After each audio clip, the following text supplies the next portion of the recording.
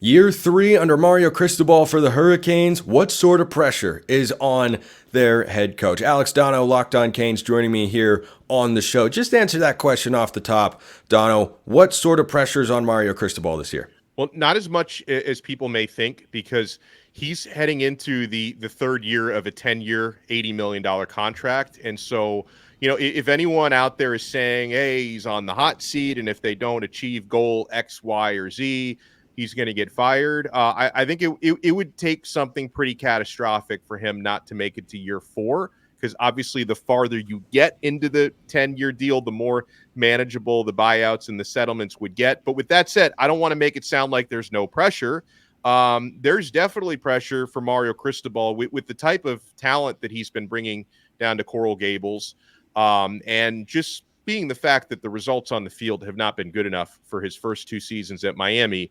There is an automatic amount of pressure that comes into that. And why I don't think his seat could get scorching hot next year, it can definitely get warm next year, Spencer, if things don't go a certain way. And you put pressure on yourself in a good way. I don't think Mario would have it any other way when you bring in a quarterback like Cam Ward, which is it's making a statement out there that you want to compete and win, quote unquote, win, whatever that means. Like, I'm not saying Miami should be a college football playoff or anything like that, but you definitely you're putting a lot of Miami does have a lot of eggs in the long-term basket with the types of recruiting classes they've been bringing in, but you also put eggs in the short-term basket when you bring someone like Cam Ward in, because you're definitely sending the message out there. When we bring in Cam Ward for 1 year, we're not in rebuilding mode anymore. Yeah, I think when you add a guy who momentarily was in the NFL draft but decides, no, Miami's the place that I want to go play my last year of college football, he's certainly wanting to have a huge year as well because he wants to boost his draft stock, but he also wants to try and find something he wasn't able to get at Washington State, and that's a team that's capable of, contending for a conference championship. And Washington State fans have their own thoughts on Cam Ward over the last couple of years. I've always been a fan. When he came over from Incarnate Word, there were some turnover issues, and those can still persist a little, but his high-level throw-making and playmaking ability is really, really good. So I liken Mario Cristobal to Brian Kelly. They're both going into year three. They're both big names. They're at big programs, and thus far, Brian Kelly's results have, of course, been much better. But are they up to the standard that coach was hired to bring to the football program? I'd say no. They have not reached that standard yet. Doesn't mean they can't. It means that they just haven't quite gotten to where fans and donors perhaps were hoping they would be. And I like the way you put it. You can't get on the hot seat this year. I've said that about Brian Kelly. I think your seat can start to warm up a little, because I think as you push towards the midway point of any long-term coaching contract, that's when I think universities and athletic departments are willing to think about buyouts and such. But the expectations for Miami are very high this year. FanDuel's got their win total at 9.5, Donno. That's the second highest for any team anywhere in all of college football. Is Miami ready to live up to that? My very way too early tentative prediction is 9-3. So my literal answer to that question would be not quite, or no, and somewhere between no and not quite. But with that said, the state, I think that there was kind of an understanding. I'm not speaking for every Miami Hurricanes fan, believe me, because a lot of people were just shouting and screaming about, last season. Oh, what, this guy doesn't know what he's doing. There's plenty of people like that, as there are in most any fan base. But I think when it comes to the powers that be, I think there was a certain understanding and grace given to Cristobal in the first couple of years, knowing that his predecessor didn't do a good job when it came to recruiting and culture building, and that they kind of understood, hey, Cristobal, I think it's the reason why they gave him a 10-year deal in the first place. We need you to do a bit of a demolition here and a rebuild. But the certain amount of grace that you get in the first 2 years, once you've had two consecutive top 10 recruiting classes, and Miami's done pretty well in the transfer portal with Ward, being the prize acquisition there. I say pretty well because, schools like Florida State, for example, have been crushing it in a way Miami hasn't in the portal, but Miami's done pretty well there. You get to a point now where the expectation, it's around. I mean, obviously you can't win 9.5 games. It's a Vegas number, but the expectation is around that. The people look at the situation Miami's in heading into next year when you have, a returning 1,000-yard receiver in Xavier Restrepo, and he and Ward, I've seen them connect a number of times in practice, and the chemistry already looks pretty good there. When you have a returning defensive lineman like Ruben Bain, who was ACC Defensive Rookie of the Year last year, when you have a returning running back like Mark Fletcher heading into his sophomore year, and what should be is, very well, covering Oregon, building offensive lines is not an issue for Cristobal and Alex Mirabal. They're building a nice offensive line there. So the expectation is around that, Spencer, when you think of 9 wins or 10 wins being a possibility. And then another thing, and I talk about this a lot from a schedule standpoint, Miami's schedule looks favorable heading into next year. Sometimes you don't know how good teams are until they get into their schedule, but I think Miami dodged a couple of ACC bullets when you don't have to play Clemson this coming season. You avoid NC State, who's one of the better teams in the ACC. Miami does play Florida State every year, which is the toughest game on the schedule, but you get them at home this year. You played them pretty well on the road last year. So from a conference standpoint, Miami has a manageable schedule. The out-of-conference schedule outside of Florida, you have some out-of-conference cream puffs. Going to Gainesville, the first game will be tough, but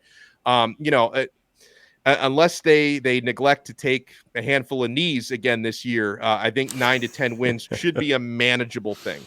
Yeah, and I think if you are in a Power Four conference and you've got double-digit regular season wins, you're going to be talked about over the course of the year as a potential playoff team. Not a guarantee. 10-2 ACC, that's not the same as 10-2 SEC or 10-2 Big Ten. And the same goes for the Big 12. Winning 10 games, it puts you in the conversation, but it doesn't feel like a lock. Whereas a 10-2 Big Ten or SEC team feels like they'd be a lock to, at the very least, get an at-large playoff berth. But as Miami goes through spring football here, and just a quick side note, that Florida game is one of my favorite college football games of the year.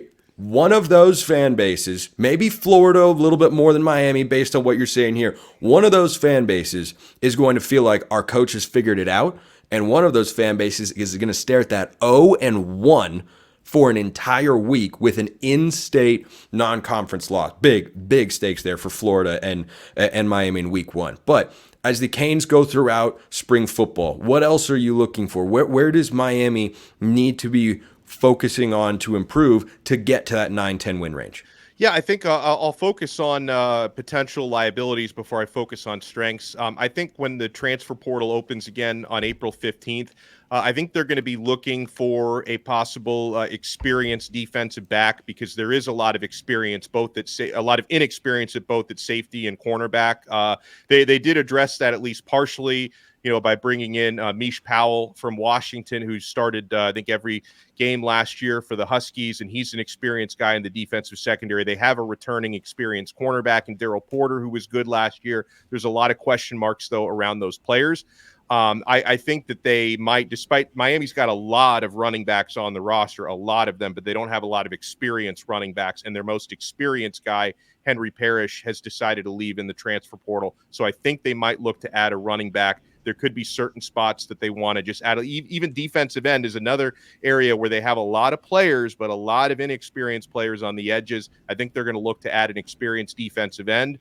Although I wouldn't call defensive end a weakness, but it's maybe not as deep as some people think it is.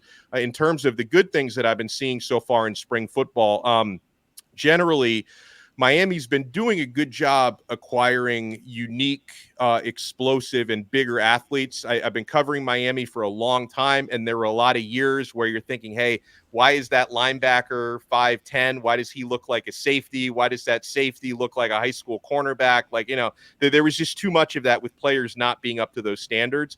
I look at some of the young guys. One of the guys, Spencer, who's been the talk of spring football so far, is a true freshman, early enrollee freshman out of Bishop Gorman in Las Vegas, which is a powerhouse high school program there.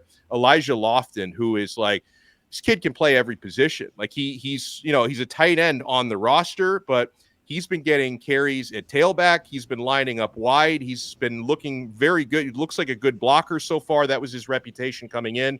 He's looked really special so far. Miami brought in an early enrollee linebacker out of the state of Alabama, Bobby Pruitt, who's been performing like a second or third year guy. A couple of their freshman wide receivers, Josiah Trader, who is at one of the top high schools down here in South Florida, Chaminade Madonna, same high school with Jeremiah Smith, who's now at Ohio State. They were high school teammates, and Nye Carr, a receiver out of Georgia, looking really good. And then, yeah, listen, the thing everybody wants to watch out there in practice has been Cam Ward, he's looked as advertised. I mean, you mentioned this was a guy who had his toe dipped in the NFL draft pool for a little bit, and he does operate like an NFL quarterback out there in practice, and he seems to be putting in the extra work to try to build the chemistry. So I see a lot of positives. I mean, we'll talk more about how we handicap the ACC in a bit. I don't necessarily put Miami at the top, but Miami should be near the top. In case there was any doubt for all of you that Donno is your number one source for Kane's information, he just laid out without trying a pretty good argument for it right there with that spiel. And as he mentioned, we are going to get to where Miami fits into that ACC championship picture and who else could push Florida State and Clemson.